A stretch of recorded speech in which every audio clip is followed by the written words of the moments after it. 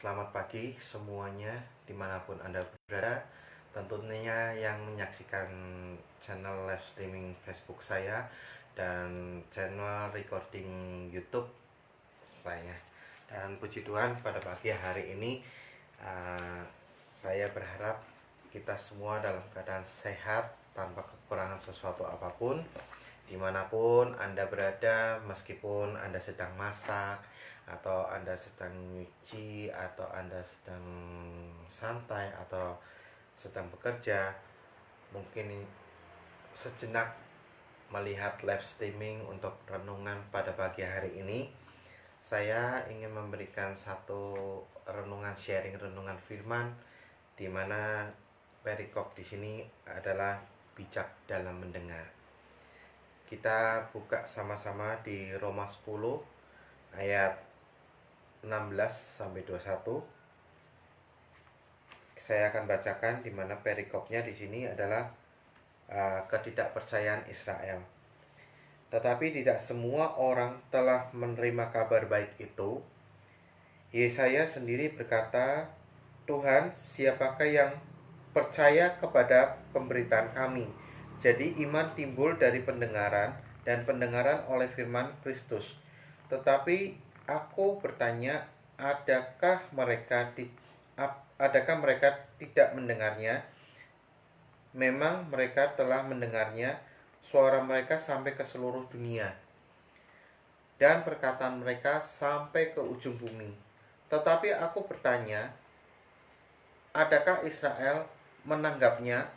Pertama-tama Musa berkata, "Aku menjadikan kamu cemburu terhadap orang-orang yang bukan umat, dan membangkitkan amarahmu terhadap bangsa yang bebal, dan yang berani." Dan dengan berani Yesaya mengatakan, "Aku telah berkenan ditemukan mereka yang tidak mencari aku. Aku telah menampakkan diri kepada mereka yang tidak menanyakan aku." Tetapi tentang Israel, ia berkata, "Sepanjang hari aku telah mengulurkan tanganku kepada bangsa yang tidak taat dan yang membantah." Saudara, saya akan membacakan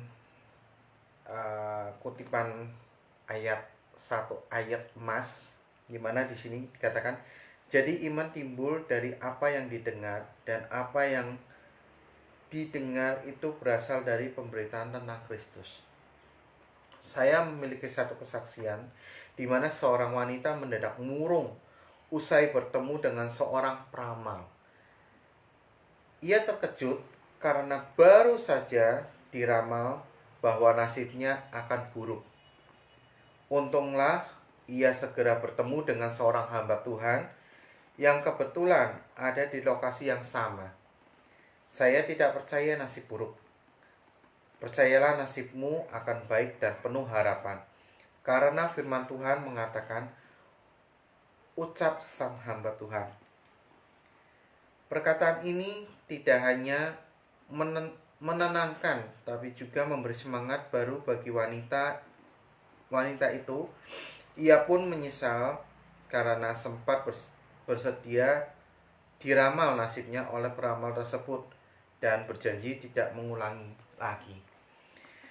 Dalam menjalani hidup ini, kita perlu berhati-hati dalam mendengar, terutama bila kita termasuk orang yang mudah terpengaruh oleh perkataan orang lain.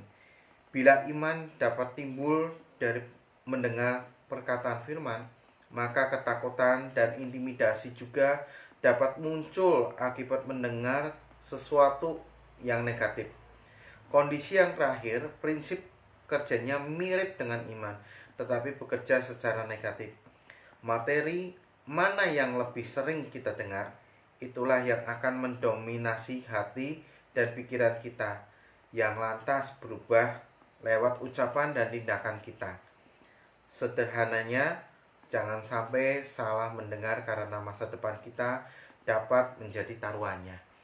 Saudara terkasih di dalam Tuhan, pada belakangan hari ini saya sendiri selain mendapatkan WA, Messenger, atau telepon lewat WA, atau telepon secara pribadi di luar daripada WA, banyak saya menerima uh, apa ya, mohon doa Pak, saya lagi ada masalah dengan keluarga, saya lagi ada masalah dalam pekerjaan, saya lagi ada masalah dalam ya segala macam hal.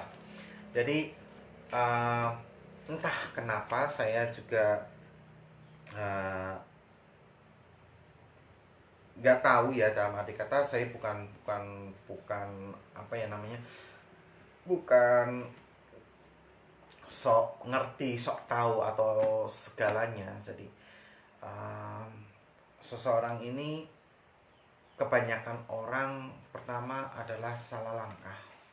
Mereka hanya mendengar dari oh kok nasib saya sial, kok saya selalu begini, saya selalu begitu. Saya katakan kepada mereka, tidak ada yang namanya sial. Dalam arti kata kita semua diciptakan oleh Tuhan, makhluk yang benar-benar sempurna, dan Tuhan merancangkan semuanya itu sudah ada alur ceritanya, dan Tuhan tuh mengetahui dan Tuhan mengizinkan hal itu terjadi. Jadi saudaraku, awal saya waktu belum bertobat, saya pernah ke kelenteng juga. Dalam arti kata saya percaya pekong-pekong seperti itu karena dari mama papa saya. Dan disitulah saya percaya, wah kena nasib sial nih apa ini. Tetapi setelah saya menjalani, saya renungkan firman Tuhan, sebetulnya harus ada pemberesan terlebih dahulu di dalam diri kita. Terlebih juga hubungan kita terhadap Tuhan itu harus beres. Karena kalau nggak beres, bagaimana hubungan sesama itu beres. Jadi saudara, dari situlah saya membereskan, saya berdamai dulu dengan diri saya, dan saya berdamai dengan Tuhan, dan setelah itu saya berdamai dengan sesama. Dan dari situlah ketika saya menerima Tuhan dengan segenap hati, dengan sepenuh hati, disitulah dosa kutuk nenek moyang mulai dipatahkan. Dari situ tidak ada kata-kata bernasib sial atau gimana. Dan entah kenapa saya puji Tuhan, saya mendapatkan orang percaya untuk konsultasi ke saya, untuk sharing, untuk tanya jawab atau segala macam. Saya dipercaya untuk menyampaikan nasihat apa yang saya dengar dari Roh Kudus untuk sampaikan kepada mereka. Dan saya ada satu cerita yang sangat menggelitik, di mana saya nggak tahu ini seorang cewek, tiba-tiba dia telepon, kenal di Facebook dulu, saya nggak ngerti, terus dia WA saya, dia dengan nada seperti orang tergesa-gesa, Pak tolong saya doakan karena saya sudah lama nggak ketemu anak saya, begini ini. Saya aneh, yang pokok doanya ini apa sebetulnya. Dari situlah saya akhirnya memberanikan diri, saya telepon. Awalnya di cancel, dia telepon balik saya ngomong, ibu ada masalah apa ya, saya harus tahu dulu ini begini. Ya Pak, saya kangen sama anak-anak, pengen ketemu ini. Tiba-tiba kok saya ada satu seperti film di depan mata saya itu, kejadian yang tanda kutip kurang senonoh. Ternyata seorang ibu ini melakukan persinahan, dan saya mengatakan, ibu maaf, apakah ibu melakukan persinahan? Dia cerita banyak macam, panjang kali lebar kali tinggi, dan akhirnya dia langsung, entah kenapa saya bukan orang hebat. Awalnya orang itu kekeh angkuh, dan tiba-tiba nangis sesaat. Dia sesekukan nangis, dan dia menceritakan bahwa iya Pak, saya begini untuk beli susu aja kayak gini. Dan saya tidak membuka aib seseorang, tetapi di sini kenapa saya juga nggak mau ya mencuri kemuliaan Tuhan, tetapi Tuhan sangat baik. Saya diperlihatkan, saya boleh dipakai oleh Roh Kudus untuk orang-orang dibimbing. Dan disinilah akhirnya satu persatu itu terungkap, dan puji Tuhan banyak solusi yang tercapai. Jadi dimana ya masing-masing kita, setiap kita memiliki talenta yang sesuai dengan firman Tuhan. Ada yang diberi 5 talenta, ada yang 3, ada yang 2, ada berapa. Dan puji Tuhan, saya Tuhan izinkan diberikan satu penglihatan dan pendengaran. Disitulah saya gunakan untuk kebaikan, bukan untuk kejahatan. Tetapi banyak orang yang menyalahgunakan semua itu, menganggap saya Pak tolong lihatkan, seolah-olah menganggap saya seorang paranormal. Tetapi saya mengatakan, maaf, saya bukan seorang paranormal, tetapi saya seorang hamba Tuhan yang dipakai Tuhan untuk memberikan satu solusi, dan dimana untuk kita harus kembali kepada basic, yaitu kepada Tuhan. Kita lanjut. Tidak semua hal di sekitar kita perlu didengar. Dunia ini bertebar dengan berbagai materi, mulai dari yang positif hingga negatif. Namun kitalah penentu akhir mengenai materi, seperti apa yang perlu masuk dalam hati dan pikiran kita. Sudah bijakkah cara kita mendengar selama ini? Saudara sekalian, kita dalam pergaulan di dunia ini, ada yang katakanlah ada yang positif, ada yang negatif, tergantung bagaimana cara kita menyikapi. Jika sekarang kalau misal kata, kalau kita merespon satu perkataan negatif, kalau kita orangnya cuek sih nggak apa-apa. Tetapi biasanya orang tuh ini ada dua versi ya. Kalau orang biasanya ditegur kan dablek ya, katakanlah suka ngeyel. Begitu juga kalau dikasih satu nasihat tentang firman Tuhan, mereka seolah-olah sok ngerti, bahkan lebih dari seorang teologi, bahkan seorang pendeta. Dan disinilah kita harus bisa menyikapi. Dalam arti kata nih, seseorang yang duniawi dengan seseorang yang rohaniwan, itu kita bisa melihat. Biasanya orang ini kecenderungan akan menjebloskan saudara atau enggak. Dalam arti menjebloskan bukan penjara ya, menjerumuskan saudara. Jadi terkadang kita harus benar-benar jeli dan teliti. Setiap dari ucapan orang, misal kata seperti kayak paranormal, nasib Anda sial hari ini atau gimana, Anda jangan terlalu percaya. Dan begitu juga ada yang namanya seorang hamba Tuhan. Tidak semua hamba Tuhan ya, saya katakan, saya garis bawahi, yang selalu menyesatkan. Tetapi ada juga hamba Tuhan yang menyesatkan. Dia terkadang ya, dibalik motivasi mereka ada yang namanya tanda kutip UUD, ujung-ujungnya duit. Nah, ketika kita seorang hamba Tuhan itu membantu orang yang minta tolong begini-gini, tetapi nanti ujung-ujungnya UUD, dan di situ kita harus berhati-hati untuk menyikapi. Dan tidak semua nasihat harus kita dengar, kita uji lagi. Jadi ketika kita menerima saran atau solusi, kita jangan telan mentah-mentah. Ibarat kata nih ya, saya pernah dikritik banyak netizen, termasuk yang di Facebook, termasuk yang juga di mana saya sharing renungan firman Tuhan. Saya langsung di Messenger, Pak, Bapak, saya tidak suka dengan renungan Bapak karena Bapak menyebut Tuhan Allah, harusnya Tuhan Yahweh. Aduh, saya kaget. Saya bilang, kenapa Anda mengatakan seperti itu? Anda tidak bisa menghakimi saya. Nah, Anda mau mengatakan Tuhan Yahweh, saya mau mengatakan Tuhan Allah atau Tuhan Yesus atau siapapun, itu bebas, asalkan kita tidak menyebut nama Tuhan dengan sembarangan. Dan yang menentukan menjadi hakim bukan saudara atau saya, tetapi nanti Tuhan Yesus Kristus sendirilah. Dan tiba-tiba orang itu nggak terima, nggak senang.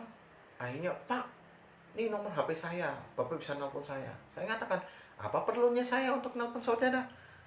Apakah Anda seorang pendeta? Apakah Anda pernah sekolah teologi ya? Saya mengatakan seperti itu. Akhirnya orang itu mengatakan, maaf Pak, saya hanya jemaat biasa. Nah, untuk orang-orang yang seperti inilah, yang sok tahu, sok ngerti apa gimana, maaf, saya kayaknya kurang respect dengan saudara. Bahkan harusnya kita harus lebih lebih mendengar, lebih bijak dan lebih peka apa yang maunya Tuhan, bukan maunya sendiri, bukan orang orang Jawa bilang karepe dewe, enggak, tetapi kita harus benar-benar bijak dan kita harus berhikmat. Sekali lagi, seorang hamba Tuhan tentunya pasti sudah berhikmat, dan di mana itu sudah melalui bimbingan dari Roh Kudus. Ada juga yang notabene-nya hamba Tuhan yang tanda kutip punya karepe kemauan sendiri. Wah, orang sakit nih, saya bisa menyembuhkan, so sembuh ini. Nah, semua. Ada juga hamba Tuhan yang bisa menyembuhkan, ada juga yang mendoakan tapi tidak sembuh-sembuh. Itu tergantung dari iman. Mau tumpang tangan, tumpang kaki kepada orang yang didoakan pun itu belum bisa langsung 100% itu bisa sembuh. Semua tergantung dari orang yang didoakan. Amin. Jadi saudara sekalian, kita harus benar-benar segala sesuatu kita harus uji. Ya, perkataan dari omongan orang jangan masukkan hati kita, masukkan pikiran. Dipikir kita putar-putar, duduk diam di bawah kaki Tuhan, kita doa. Tuhan, orang mengatakan begini-begini, tetapi aku percaya rencanamu Tuhan indah bagiku.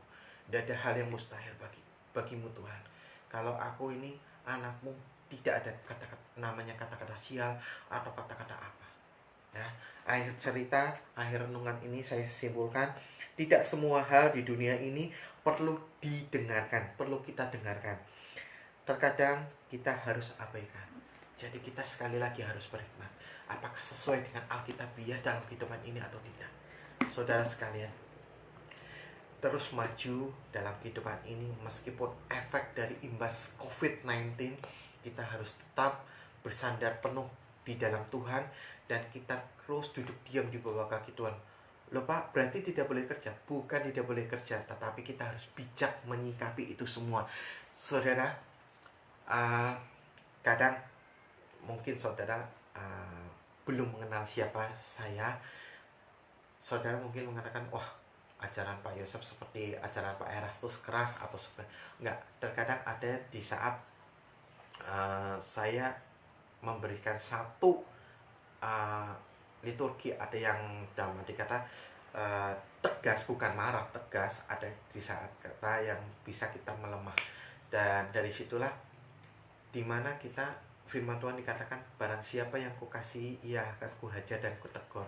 Dari situlah saudara, saya ingin setiap daripada kita untuk benar-benar lebih peka, lebih bijak dalam menyikapi segala permasalahan, baik itu dari omongan orang lain atau gimana. Dan satu pesan saya untuk teman-teman semua yang di sosmed, baik itu mereka jemaat atau yang sudah STH, kalau hamba Tuhan, saya yakin dan percaya mereka sudah memiliki hikmat marifat daripada Roh Kudus.